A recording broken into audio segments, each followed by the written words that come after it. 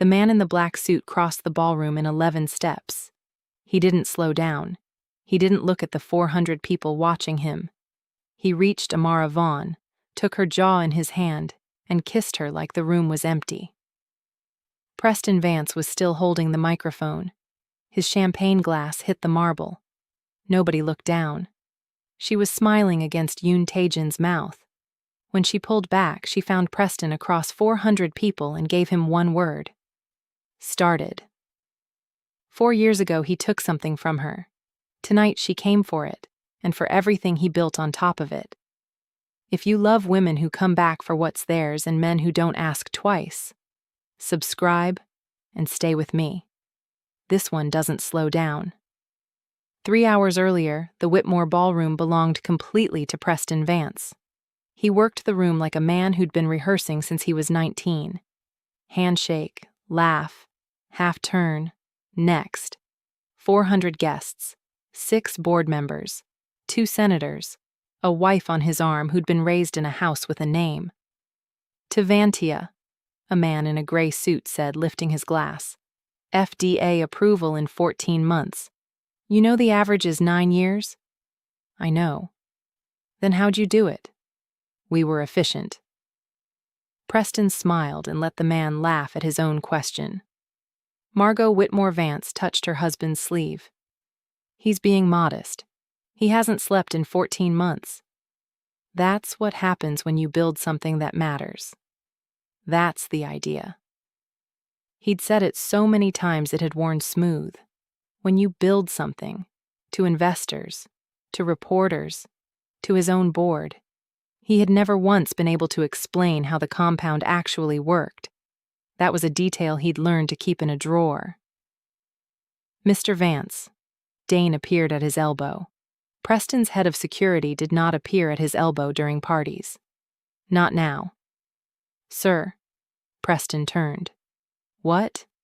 Someone's at the door who isn't on the list. Then they're not coming in. They came in 20 seconds ago. Something cold started at the base of Preston's skull. Who? Dane hesitated. That was the part that scared him. Dane never hesitated. Your ex-wife. The room kept moving. The quartet kept playing. Preston stood perfectly still. Amara's in Savannah. She's not in Savannah. She hasn't been in this city in 4 years. Sir. Dane leaned in. She didn't come alone. Who's she with? Yoon. Preston's mouth went dry. Which Yoon? Tae-jin. Margot looked up. Who's Yoon? Nobody, Preston said, too fast. The crowd near the entrance opened. Not politely. Not the way people step aside at a party. It opened the way a crowd opens when something walks in that the body recognizes before the brain does. Amara Vaughn stood in the doorway in emerald green. Preston had spent 4 years remembering a woman in a lab coat who ate cold noodles over a bench at 2 a.m. because sitting down meant falling asleep. Who cried once, exactly once, when a batch failed at month 7, and then went back in. That woman was gone. This one had her locks pinned up with 2 gold pins, gold at her ears, gold on her mouth. She looked directly at Preston and did not smile. She'd counted the exits before she crossed the threshold. She'd counted the board members. She knew which of them would still be standing next to Preston in 6 weeks, and it was none of them. 4 years of work, and it started now. But it wasn't her that made Dane put his hand near his jacket. Yoon Tae-jin stood a half step behind her left shoulder. Every person in that ballroom made their money legally. Every one of them knew the name. The Yoons didn't give interviews, and nobody in Atlanta had ever needed one to know what they were. Tae-jin was 34. He ran operations. He'd put 2 of his own cousins out of the business in a single week when he took over, and nobody had ever explained how. He wore black, one hand in his pocket. He didn't look at the room like a guest. He looked at it like a man deciding where the exits were and who in it could be a problem. Then he put his hand on the small of Amara's back and walked her in. Preston! Margot's voice had gone flat. Who is that woman? My ex-wife. You told me she left the industry. She did. Then why is she walking into your approval party on the arm of a man your head of security is afraid of? Preston didn't answer. He couldn't. They reached him in under a minute. Preston. Amara's voice was warm. That was the worst part. Congratulations. 14 months. That's a record. Amara. Say it like you're happy to see me. How did you get in here? I was invited. You were not invited. I was invited, Taejin said. It was the first time he'd spoken, and the temperature in their circle dropped 10 degrees. His English was clean, edged with London underneath the Korean. He offered his hand. Preston took it, because a man does not refuse that hand in front of 400 people. The grip was dry and controlled and lasted 2 seconds longer than it should have. Yoon Taejin. I know who you are. Good. That saves time. Margot stepped forward with 3 generations behind her. I'm Margot, Preston's wife. Yes. Taejin didn't take her hand. Margot's smile stayed exactly where it was. And how do you know Amara? She works for me. Amara's eyebrow went up 0.5 millimeter. I work with him. With me, Taejin agreed, and did not look sorry. Doing what? Preston said. Chemistry. Amara took a glass off a passing tray without looking at the server. You remember chemistry. It's the thing that made all of this. Amara. I've been reading about Aviron. She turned the glass in her fingers. Cardiac indication. Selective binding. 14-month approval. A pause. Phase 3 enrollment closed in March, didn't it? The cold at the base of Preston's skull spread down his spine. Why would you know that? Amara looked at him over the rim of the glass. Because my sister's in it. Preston moved first. Let's talk somewhere else. Why? Amara didn't move. This is a party. You love parties. Amara. You used to say the science was the easy part. Anyone can run a column. What's hard is the room. She looked around at the 400 people. So let's stay in the room. Margot cut in. What did you mean your sister's in the trial? Exactly what it sounds like. Patient 217. She said the number like it was a name. She's 26. She's been on Aviron since February. Then you should be grateful. This drug is going to save her life. Amara looked at her for a long moment. That's what I'm trying to find out. Preston set his glass down. It rattled. What does that mean? It means I read the Phase 3 cardiac safety tables. Those aren't public. No, Amara agreed. They're not. Taejin checked his watch. It's 9:40. So we're on schedule. Schedule for what? Taejin was already lifting his hand. He didn't shout. He didn't wave. He raised 2 fingers, and a server crossed the ballroom with a microphone like he'd been waiting his whole shift for the signal. Because he had. Ladies and gentlemen. The quartet stopped mid-phrase. 400 heads turned. Preston felt the floor tilt. Forgive the interruption. Taejin's voice filled the room without effort. I'd like to say something about tonight's achievement. Preston stepped toward him. Dane stepped toward Preston. And out of the crowd, without appearing to come from anywhere, a wide man in a gray suit put himself between them and simply stood there. Preston stopped. 14 months to approval, Taejin said. In an industry where 9 years is normal, that's not efficiency. He let it sit. That's 22 months of work someone did before Vantia Bio existed. The room went very quiet. That's enough, Preston said. Taejin turned his head and looked at him, and Preston did not say anything else. Her name is on every page of the notebooks. Taejin gestured, and the screens behind the stage flickered, then filled. Handwriting, page after page of it. Blue ink, cramped, sloping, dates in the corner, reaction schemes, yields circled, a coffee ring on the bottom of one page, and at the base of every sheet, 2 signatures, hers, a witness, a date. A. Vaughn. Bound notebooks, sequentially numbered, countersigned weekly as required, held in escrow since March of 2021. He paused. 1 month before her divorce. Somebody in the crowd said something out loud. Somebody else raised a phone. Within 10 seconds, 40 phones were up. "This is defamation," Margot said, loud to the room. "It's paper," Amara said. She took the microphone out of Taejin's hand. "Hi." Her voice went out across 400 people, and it did not shake. "Some of you know me, most of you don't. I made this drug." Nobody moved. Room B14, sub-basement at Emory. 9 at night to 4 in the morning, 22 months, on borrowed equipment, because daytime was for funded projects and I wasn't funded. I worked days at a clinical lab in Decatur to cover our rent. A glass went down somewhere near the back. Preston handled the business. That was the deal. He was good at it. He was so good at it that when the first raise came, he told me investors don't fund couples, they fund founders. We'd fix the record after the close. She looked at him. We never fixed the record. "Amara." Preston's voice cracked in the middle. "This is not the place." "There's never a place. That's the trick." She turned back to the room. "By the time I asked, my name was off the provisional. By the time I fought, he had a firm on retainer and I had $1,100. So I signed. I signed the assignment agreement his lawyers wrote." She let that land.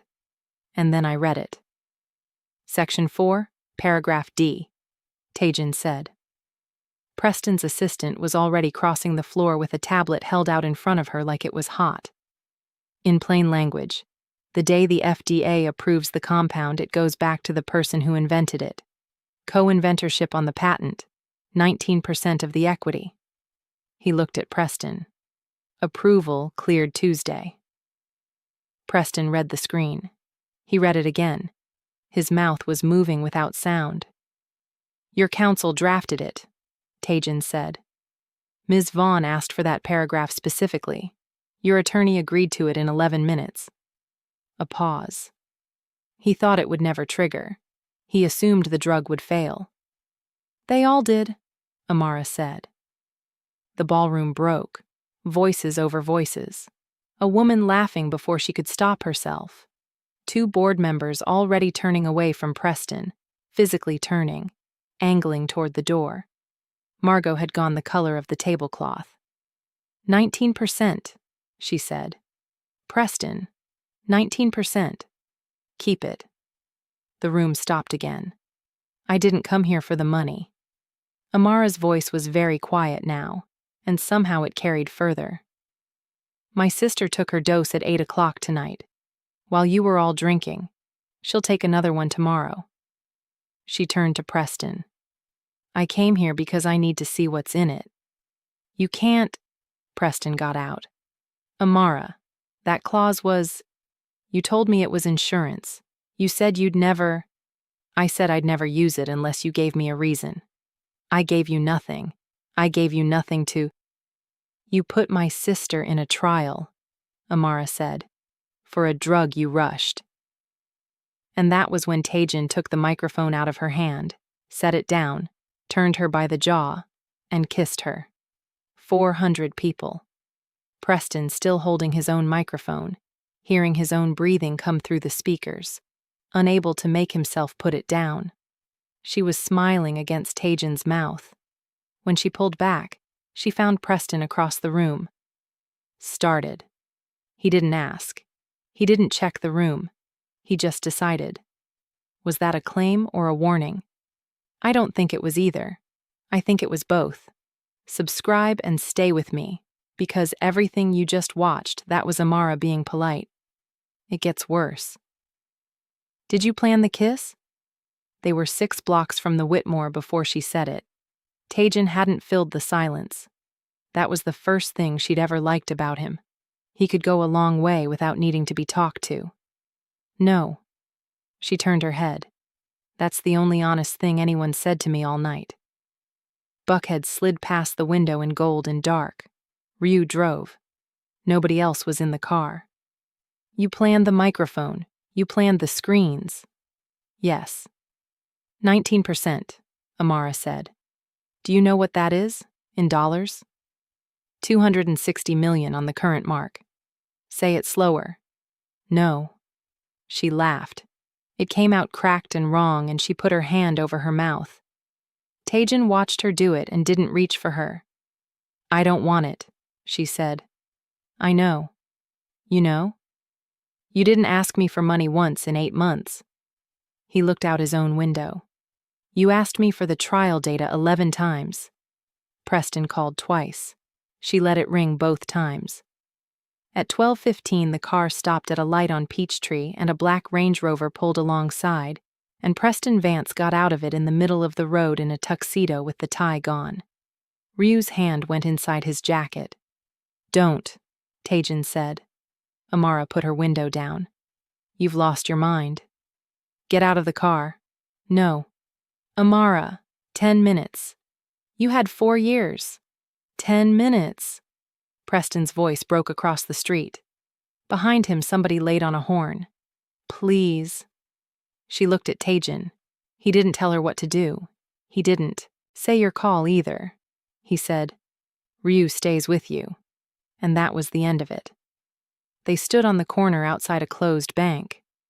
Name it, Preston said. Name what? The number. You want the 19? Take it. You want the patent, it's yours. Put your name on all of it. Preston. He stopped. I don't want the company. He stared at her. Then what was that? What was any of that? I want you to halt the trial. The street noise came up around them. Preston's mouth opened and shut. You want me to what? Halt phase 3, pull the label. Go back and do the cardiac safety runs properly this time. Do you have any idea what you're asking? Yes. 41,000 patients are queued for first script in November. I read the tables, Preston. You read nothing, those tables are. 12 subjects went over the QT line. She said it flat. You reported 9. Preston's face did something she had never seen it do. That's not, he started. The adjudication committee reclassified. One of them was 29 years old with a clean baseline. Amara's voice went up for the first time all night. Who reclassified that, Preston? What was his name? Silence. You don't know, she said. Do you? I don't run the... You don't know because you didn't read it. You've never read anything. You read summaries. She stepped in. That's why you needed me. That's the whole reason you needed me. And you've spent 4 years telling rooms full of people that you built this, and now there's a compound in my sister's bloodstream twice a day, and I can't tell her whether it's going to kill her. Preston went very still. Nia has cardiomyopathy, he said quietly. Without a Viron, she has maybe 4 years. You know that better than I do.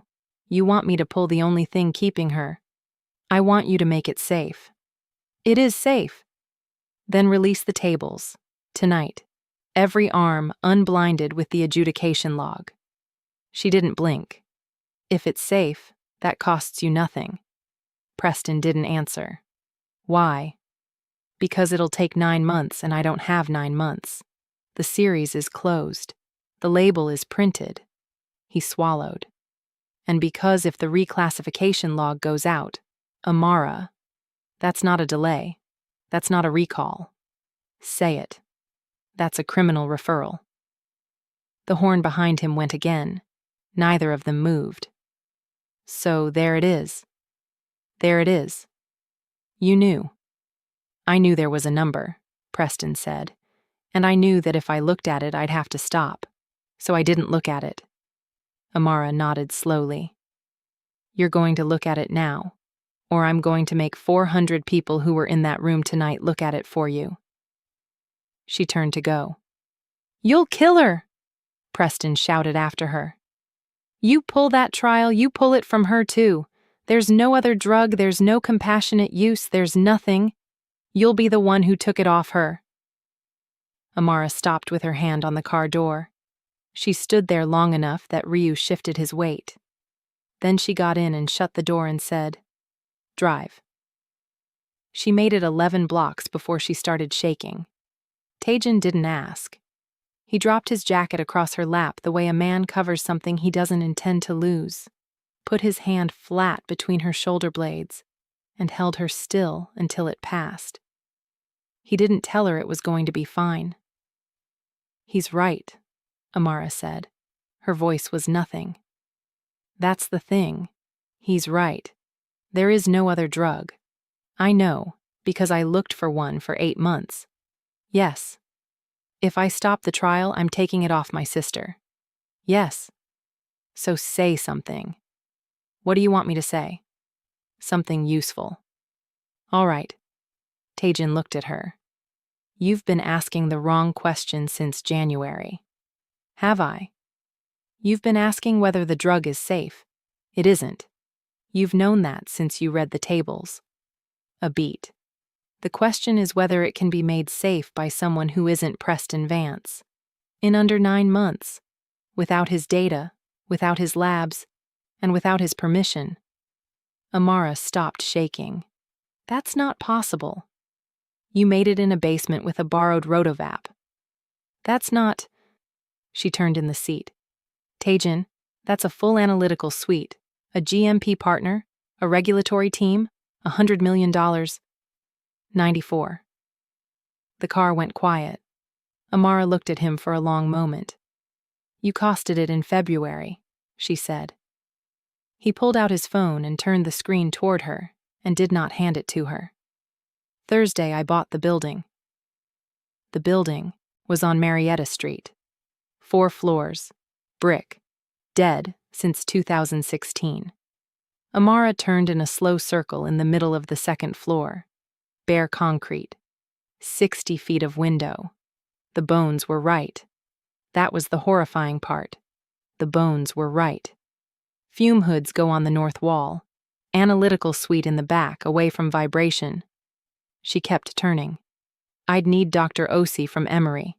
And a GMP partner who isn't afraid of Vantia's lawyers, which is nobody." "There are 4, Taejin said. 2 of them owe me." Amara stopped. "You're not going to ask me if I want this? You want it. That's not the same as asking." "No," Taejin agreed. "It isn't." He didn't say anything else. He stood there in a black coat in an empty building and let her be angry about it. And the fact that he didn't try to make her feel better was what took the anger out of her. "Vaughn Therapeutics," she said. "That's a terrible name." "It's my name. That's why it's terrible. Everyone in this city knows what happened to the last drug with your name near it." He looked at the window. "Call it something they'd have to learn." Amara thought about it. Basement. Basement. B14. That's where it came from. She smiled for the first time in 11 hours. Let them ask why. Taejin was quiet a second. "That's good. I know it's good." The story broke Friday at 6 in the morning. Not the story she was expecting. Former Vantia chemist's allegations raise questions. And so does her funding. Amara read it standing in her kitchen. Her thumb stopped moving halfway down.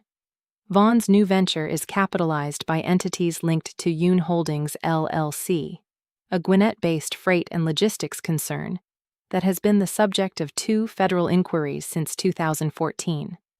Sources close to Vantia describe Vaughn's 2021 departure as acrimonious and note that she was placed on administrative leave for 2 weeks in November 2020, following what one former colleague characterized as an episode. She read it 3 times. Then she called Nia. "I already saw it," Nia said. "Don't read the comments." "I read the comments." "Nia, they think you're using me." Her sister's voice was thin down the line. They think I'm a prop. Somebody found my Instagram. I'm going to fix that. How? Amara opened her mouth. Amara, how? I don't know yet. Okay. A pause. Okay, then can I say something and you don't get mad? Say it. They called me from the site. Amara went cold. Which site? Grady. They said I've been moved to the extended access arm. What does that mean? They said it's administrative. They said the drug's the same. Nia, what does extended access mean? Did they? It means no more monitoring visits, Nia said. No more ECGs. They said enrollment's closing, so the cardiac schedule steps down, and I just pick up the script at the pharmacy now, like a normal person. The kitchen was very quiet. Amara? When did they call? Wednesday afternoon. 12 hours after the ballroom. Amara, is that bad? You're not saying anything. Is that bad? Margot Whitmore Vance took the meeting in her own house, which was the point. I want to be clear that Preston doesn't know I'm here. That's not true, Amara said. No, it isn't. Margot poured tea she had no intention of drinking. But it's polite. Where's my sister's monitoring? That's a clinical operations question. Where is it? 22 patients were moved to extended access on Wednesday. Your sister was one of them. It's a protocol amendment. It was filed. It's legal. And it applies to a fifth of the arm. Margot set the pot down. You'll notice I'm not pretending it's a coincidence. Amara didn't move. You want something? Ask for it. I want you to sign a mutual non-disparagement and drop the data demand. Margot folded her hands. In return, your sister goes back on full monitoring, weekly ECG, a dedicated cardiologist. I'll pay for him personally, out of my own money, and I'll show you the wire. And you keep the 19%. Nobody's contesting the 19%. You'd put her back on monitoring. Within a day. And the other 21 patients? Margot's expression didn't change. The other 21 patients don't have a sister who was in that ballroom. Amara stood up. Sit down. I'm not finished, and you're going to want to hear the rest. There's no rest. The answer's no. The rest is that I know what happened in November 2020. Amara stopped. 2 weeks leave. The paperwork says, stress. That's not what it says underneath, and I've read the underneath. Preston hasn't. He doesn't read anything, as I understand you've noticed. Margot looked up. It's in a drawer in this house. I've never used it. I'd prefer never to use it because I don't actually enjoy this, whatever you think of me. You're threatening me. I'm negotiating with you. The difference is that I'm telling you the price out loud. Amara stood in a dead silent room in Buckhead with her hands at her sides. You married him 14 months ago. You don't know what he did to me. I know exactly what he did to you. Margot's voice didn't move. I read the notebooks the night of the party. All of them. I sat up until 4. She finally looked away. He's not a good man, and he's not even a clever one. But my family's name is on that company now. And I will burn your sister's monitoring schedule and every hour of your life to keep it off a criminal referral. And I will feel bad about it, and I will do it anyway. She stood. Take the deal, Amara. 1 patient is a real thing you can save today. 22 is a thing you might save in 9 months. And you are not going to be lucky. Amara didn't tell Tajan. She got in her car, drove to Marietta Street, and walked through a building with no floors in it for an hour. He was there at 7. He looked at her once. What happened? Nothing happened. Amara. I said nothing happened. Tajan didn't ask again. He waited until she'd gone home. Then he made one phone call. If Margot just made your blood pressure spike, hit that like. And tell me in the comments, does Amara take the deal? 1 sister today, or 22 people in 9 months. Stay with me. The next part is the one I've been waiting to tell you. Dane Whitlock left the Vantia campus at 9:40 on Friday night. He got to his car. He got the door open. He did not get in. Mr. Whitlock. Ryu was standing at the front bumper.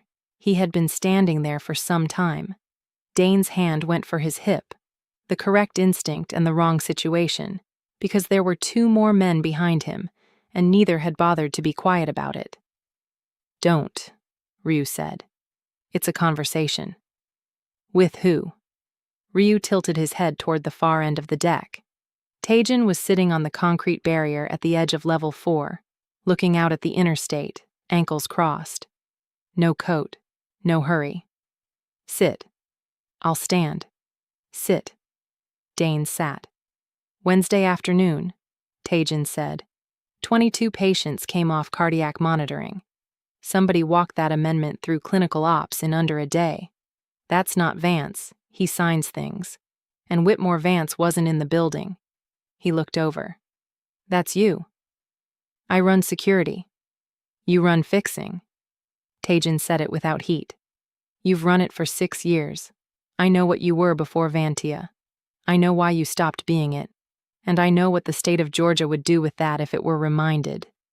Dane's jaw worked. "You want the amendment reversed?" "No." "Then what?" "I want to know who signed the adjudication log." Dane stopped breathing for a second. It was small. Taejin saw it. "There's no log." 12 subjects became 9 subjects, and a physician with a license typed the difference. Taejin's voice didn't rise. It went quieter, which was worse. He turned his head fully. "Give me the name." "You have no idea what you're asking me to." "I have every idea." Taejin stood up. Dane stood up faster. Nobody swung. That was the thing Dane would think about later, lying awake. Nobody touched him. Yoon Taejin took one step, and Dane Whitlock, who was 6'4" and had done 2 tours and did not scare, took one step back and hit the concrete barrier with the back of his legs and understood, with total clarity, that there were 4 floors behind him and no railing and 3 men between him and the elevator, and that the only thing keeping him on this side of the wall was that nobody had decided yet. "I have a daughter," Dane said. "I know. Kennesaw. 2nd grade." Taejin's face didn't move. "That's not a threat. That's the reason I came to you instead of going around you." A beat. "You already know what's in that log. You've known since March, and you go home to her every night carrying it." Dane looked at the ground. "If I give you a name, I never work again." "You'll never work in this again. That's not the same thing." "They'll bury me." "They'll try." Taejin took out a phone, an old one, and held it out flat on his palm. 1 number in it. You say the name, you drop the phone in the river, and whatever they come at you with, they come through Gwinnett first. Dane didn't take it. "Why do you care?" he said. "About 22 strangers. Everyone knows what you are. Why does this matter to you?" "It doesn't," Taejin said. Dane looked up. "It matters to her." He put the phone in Dane's coat pocket himself and walked to the elevator, and Ryu and the other 2 went with him, and Dane Whitlock stood alone on level 4 for 9 minutes before his hands were steady enough to drive. The name came through at 2:16 a.m. Amara was asleep. Taejin was not. He read it twice, put the phone face down on the table, and sat in the dark for a long time. Then he made the second call. That one wasn't to Dane. She found out on Monday. Not from him. From a Bloomberg alert, at 7:50 in the morning, in a car, on the way to Marietta Street. Vantia Bio Board member resigns abruptly, citing personal matters. Gerald Ainsworth stepped down effective immediately Sunday evening. The resignation follows the surfacing of documents relating to a 2018 arbitration he had previously kept sealed. Amara read it twice. She got out at Marietta Street and took the stairs and found Taejin on the 2nd floor talking to a contractor about airflow.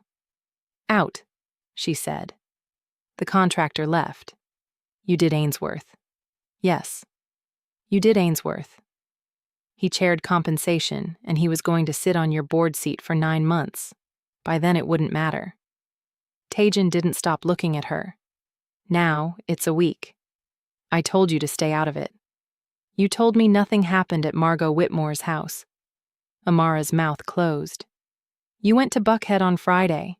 You were there 50 minutes. You came out and drove here and walked through a building with no floors for an hour. His voice stayed level. You didn't tell me. So I stopped asking, and I started working. You had me followed? I have you covered. There's a difference, and you know there's a difference, and if you didn't want it, you'd have said so in January. That's not... Amara pressed her hands over her face. Taejin, you cannot do this.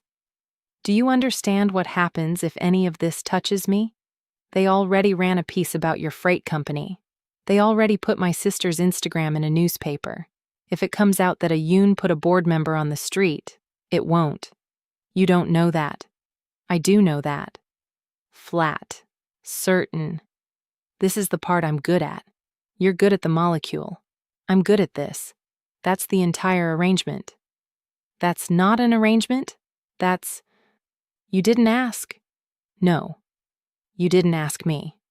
I'm not going to, Taejin said. It stopped her cold. I want to be very clear with you, he said, because I think you've been waiting for me to turn into something else. I'm not going to do that either. He came closer. I don't ask.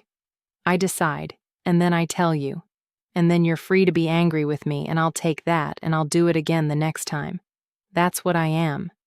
You knew what I was in the library in Decatur, and you got in the car anyway. And if I say I can't live with it, then you can't live with it. He didn't blink. I'd rather you hate me and be standing than love me and be buried. I've watched what happens to men who negotiate. They lose slowly and then all at once. Amara stared at him. You're impossible. Yes. You're going to get me killed. No, Taejin said. I'm going to get you the log. She stopped. What? He took out his phone, and this time he handed it to her. A name, a signature block, a PDF, 40 pages, time-stamped March 14th. Dane Whitlock gave me the physician who signed the reclassification. Taejin watched her face change. He also gave me who told him to. Amara scrolled. Her hand went still. That's not Preston's name. No. She looked up, and the whole of Friday afternoon rearranged itself behind her eyes. The tea nobody drank, the wire she'd be shown. I'll pay for him personally. The woman who had offered to put Nia back on monitoring was the woman who had taken her off it. That's Margot's. He never asks. He's never going to ask. So tell me, green flag or the reddest flag in Atlanta? Do not go anywhere. Amara has a name in her hand now, and she is done being polite. Amara didn't call ahead. Taejin was in the car when she got out. You sent it, he said. She stopped with her hand on the doorframe. How do you know that? Because you didn't. Tell me. And you've only ever done that once. Are you going to stop me? No. He looked out the windshield at the house. I'm going to be here when you come out. That was all. She shut the door. Margot opened it herself. In a sweater, no shoes. Holding a phone she put face down when she saw who it was. You've been crying. I've been awake. Margot stepped back. Come in. They stood in the same room with the same tea service, cold now, untouched since Friday. Amara held up her phone. March 14th, Adjudication Log version 3, Reclassification of Subjects 119, 204, and 217. She let it sit. 217 is my sister Margot. You knew that number when you offered me her monitoring back. Margot didn't look at the phone. Yes. You signed the authorization. I authorized a reclassification review. I didn't sign a don't do the lawyer sentence. Amara's voice cut. You're smarter than that sentence and I know it, because I've been in a room with you. Margot's hands came together in her lap. I authorized it, she said. Why? Because the alternative was a 9-month delay and a series that was already spent. You're not that stupid. No. Margot laughed once, and it was awful. No, I'm not that stupid. I did it because in February I found out my husband didn't invent the compound, and I had 4 days to decide whether my family's name was going on a fraud or on a failure. And I picked the one that still had a chance of being a medicine. She looked up. I told myself the number was small, 12 to 9, 3 people. Then in March I got the list with the names on it and I didn't open the attachment. I have never opened the attachment. Open it now. Amara, open it. 217 has a name. Margot didn't move. Her name is Nia, Amara said. She's 26. She teaches 4th grade in East Point and she still calls me before she gets a haircut. Margot closed her eyes. What do you want? The log released. Unblinded. All arms. And your name on the release, not Preston's. Because it's yours. That's a criminal referral. For me, not for him. Margot's voice shook for the first time. You understand that's the actual thing you're asking. Not embarrassment. Not resignation. Federal. Yes. Then you understand I'm going to use the drawer. Use it. Margot's head came up. I said use it. Amara set her phone down on the table between them. November 2020. 2 weeks leave. You've read the underneath, and you've been holding it over me for 6 days like it's a gun, and I've been letting you because I was ashamed of it. She pulled up a second file. I sent it to the Journal-Constitution 40 minutes ago, in my own words. Every hour of it. Margot stared. You didn't. Check. Margot picked up her own phone with a hand that had stopped being steady, and scrolled, and Amara watched her read it, and watched the exact second the leverage died in the room. I was found on the floor of room B14 at 4 in the morning by a custodian named Mr. Abiadin. Margot read out loud, quietly. I had not slept in 3 days. I was taken to Grady. My husband told the department it was exhaustion, and told our investors nothing, because at that point I was not a person in the company. I was an input. She stopped. You put that on the record. You were going to. I was going to threaten to. Same thing, eventually, Amara said. Everybody gets to the eventually. Margot put the phone down. That was the only card I had. I know. You burned yourself to take it off me. I did. Release the log. The room was quiet for a long, long time. He'll go to prison, Margot said. So will you. I know. Margot's mouth twisted. I'd worked that out.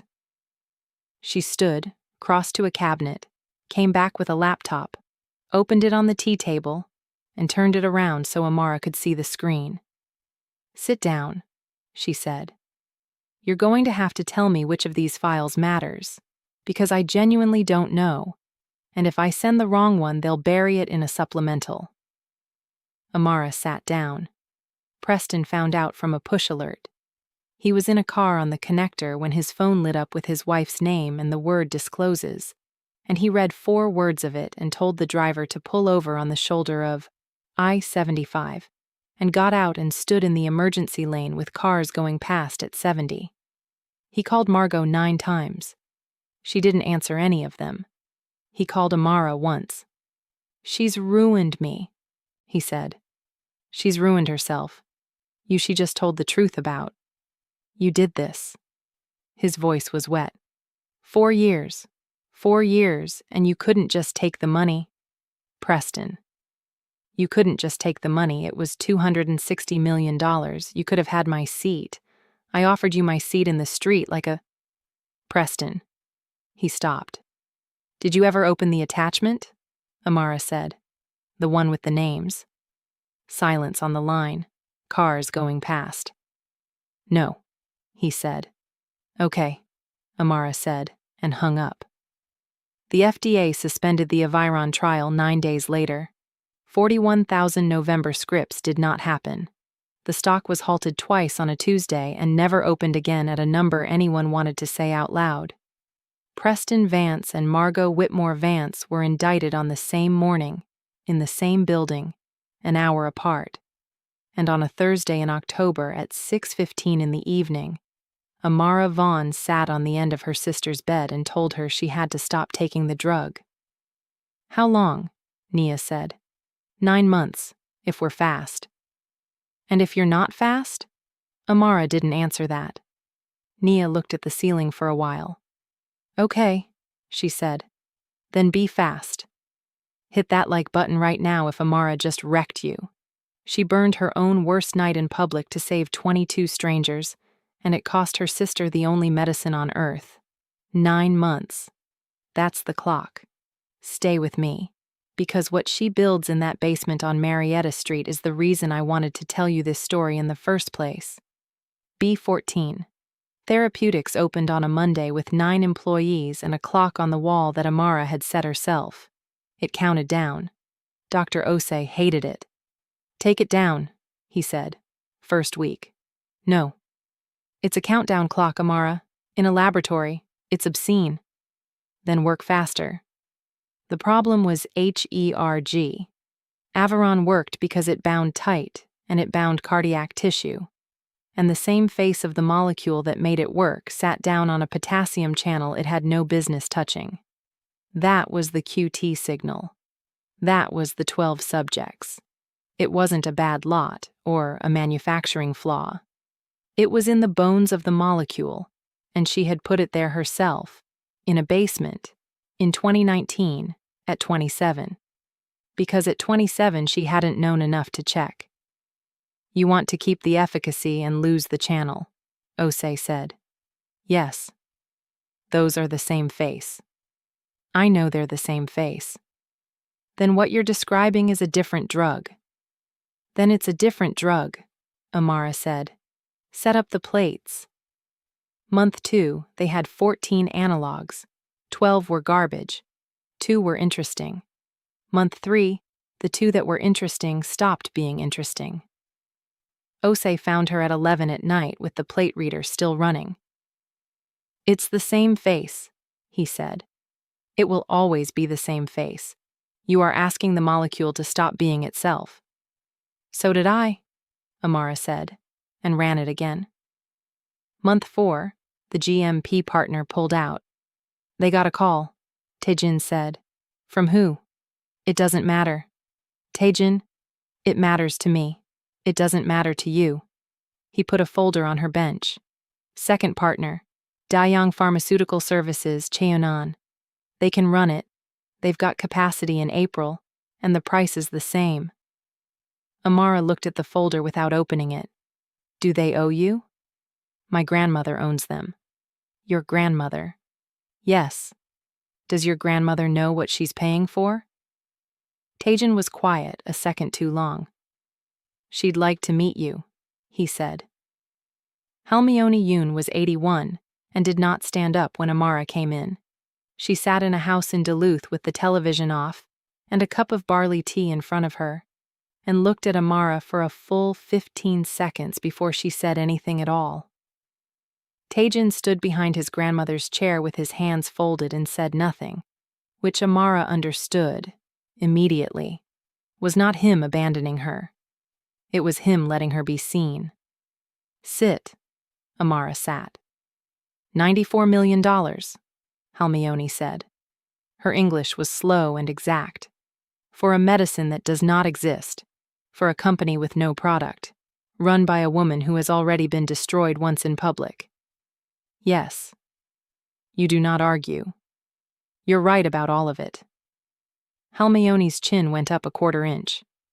"My grandson does not spend money," she said. "He takes it. 34 years, he has never spent it. Now he buys a building." A pause. "Why should I not think you are a very clever woman who found a lonely man?" "Because I told him no," Amara said. "Twice. He bought the building anyway." Something moved in the old woman's face. It might have been amusement. It was hard to tell. Yes, Hermione said. That is him. She turned her cup a half-turn on the saucer. My husband was like this. He decided, and then he informed me. She looked up. It is not romantic. It is not gentle. He was never once gentle. But in 51 years he never let one thing touch me. Not one. Her eyes went hard. You will not fix him. Do not try. Women try. It ruins them both. I wasn't going to try. Good. The old woman reached out and took Amara's hand in her own dry hands and held it. Then eat something. You are too thin, and you are going to lose that sister if you do not sleep. Nia stopped teaching in month 2. She made it to Thanksgiving break and then she didn't go back, and she said it was a scheduling thing, and Amara let her say it. In December, her cardiologist used the word listed in a sentence, and Amara had to sit down in a hallway. She didn't tell Taijin that either. He knew by dinner. Don't, she said when he came in. Don't say anything. Don't fix anything, just... He didn't say anything. He took her coat off her shoulders, put her in a chair, put food in front of her, sat down across from her, ate his own dinner, and let her not talk for 40 minutes. At the end of it, she said, She's on the list. Yes. You knew. I knew at 4. Of course you did. Amara pushed her plate away. I'm going to fail. I want to say it out loud once to you and then never again. I'm going to fail, and she's going to die, and I'll have taken the drug off her myself. Taijin put down his fork. Look at me. She looked. If it fails, he said, I will still be sitting in this chair. That was all he said. He didn't tell her it wouldn't fail. He didn't promise her a transplant or a miracle or 9 months. He said the one thing that was actually in his power to say, and he said it like a man reading a serial number. Amara put her hands over her face and cried for the first time since the ballroom. He came around the table and stood behind her and put both hands on her shoulders and stayed there. Analog 23 came back on a Tuesday in February. Osei ran the plate twice because he didn't believe it. Then he ran it a third time with a different technician. Then he came out into the corridor holding the readout in both hands like something that might spill. Amara. What? Come and look at this. Hit that like button if that dinner scene did something to you. 152 days left on the clock. 1 sister on a transplant list. And 1 number on a plate that Dr. Osei has now run 3 times. Stay right where you are, because in the next part, Amara finds out what that number costs. The number was 41. 41 micromolar Hg. A viron had been 0.9. Say it out loud, Amara said. 45-fold selectivity window, Osei said. Efficacy holds, binding holds. It's the same drug, Amara. It's the same drug and it doesn't touch the channel. Run it again. I've run it 3 times. Run it in the dog cell line, and run the metabolite, and run it with the racemate, and then run it again. He ran it again. It held. The FDA meeting was in a room with beige walls and no windows, and 9 people on the other side of the table. It lasted 4 hours. Amara did all of it standing. You're aware, a woman named Dr. Farrell said, halfway through, that this agency suspended the parent compound 9 months ago on a safety signal you personally reported. Yes. And you're aware that you are the named inventor of the parent compound. Yes. So you built the problem. Yes. The room went still. Amara's counsel shifted in his chair.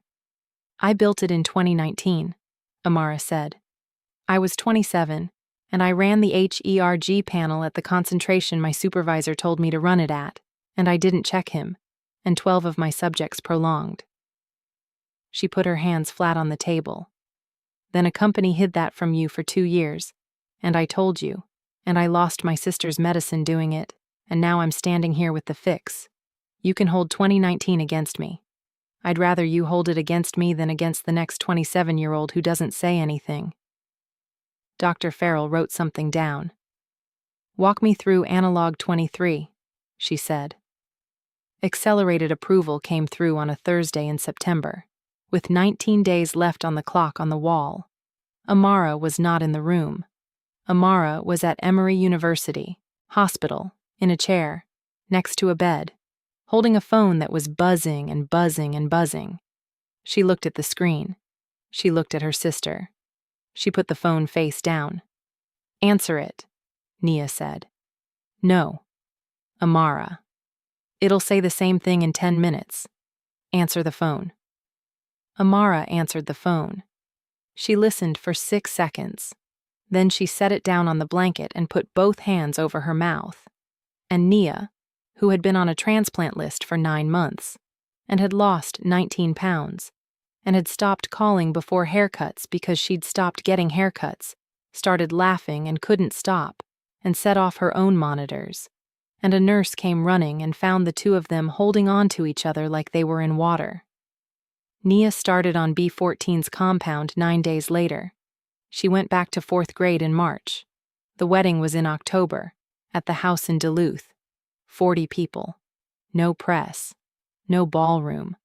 Amara had done a ballroom once, and it had cost her 4 years of her life.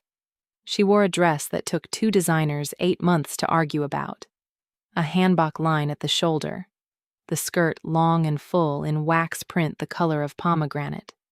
Gold at her ears, and her locks pinned up with the same 2 pins she'd worn the night she walked into the Whitmore. Nia did her makeup, cried through the whole thing, and had to do it twice. Halmione Yoon stood up to speak, which she had not done in 3 years, and spoke in Korean for 2 minutes, and Taejin's jaw went tight in the middle of it. Afterward, Amara asked him what she'd said. "She said the family has taken things for 80 years, Taejin said. She said this is the first time we've been given something." Preston Vance did not come. He was in Butner, North Carolina, with 31 months left. He sent a card. Amara read it once, in the kitchen, put it in a drawer without answering it, and never read it again. And that was the last thing Preston Vance ever cost her. They found each other on the grass at the end of it, after the eating and the noise and the cousins, when the light was going orange over the trees in Gwinnett, and somebody inside had put on music from 1997. "Your grandmother's dancing," Amara said. "I know. It's frightening. Come here." He came. "I want to say something," she said. "And I want to say it before I lose my nerve, so don't talk." "All right." "You never once asked me." Her hands were on his lapels. Not the microphone, not the building, not Ainsworth, not the parking deck. "And don't tell me about the parking deck. I know about the parking deck." She looked up at him. 4 years I was married to a man who asked me for everything and took all of it anyway. You've never asked me for a single thing in your life." "No. So I want you to ask me for one." Taejin went very still. "Amara, one thing, out loud, say the words like a person who wants something." Her voice cracked halfway. "Because I know exactly what you are and I'm marrying you anyway. But I need to hear you want it. Once. That's all I'll ever ask." The music went on inside. Somebody laughed. The light dropped another shade. Taejin Yoon, who had never in 36 years said a sentence that could be used against him, looked down at his wife and said it. "Stay. That's not asking. It's the only asking I know how to do." He took her face in both hands, the way he had in a ballroom in front of 400 people. And this time there was no room, no screens, nobody watching but a grandmother in a doorway who turned around and went back inside. "Stay. Every year. Stay when I'm impossible. And stay when I don't explain. And stay when you're angry with me. And I'll never ask you for anything else as long as I live. That's it. That's the one." Amara's eyes went hot. "Okay," she said. "Say it properly. Look who's asking now. Amara." I'll stay, she said. You impossible, impossible man. I'll stay. And he kissed her in the last of the light on his grandmother's grass, slow and unhurried, and without a single witness who mattered. She held onto his collar with both hands like the ground had gone soft, and somewhere behind them a screen door banged, and neither of them looked up. Okay, I need a second. She burned herself in public to save 22 strangers. She lost the medicine keeping her sister alive, went into a basement, and built a better one.